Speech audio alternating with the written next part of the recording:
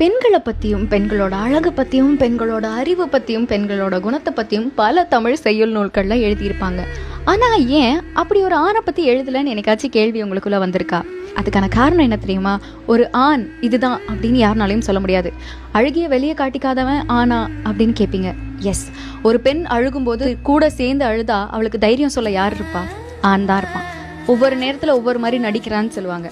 அது நடிக்கிறது கிடையாது. எதையும் வெளியே காட்டிக்காம எல்லாம் கடந்து போகும், இது என்னால் சரி செய்ய முடியும் அப்படிங்கிற ஒரு நம்பிக்கையை கொடுக்குறவன் ஆண் தான்.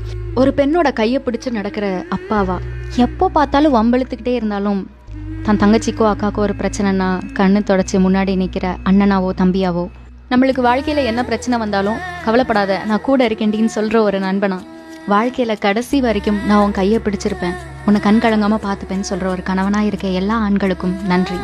இனிய ஆடவர் தின வாழ்த்துக்கள்.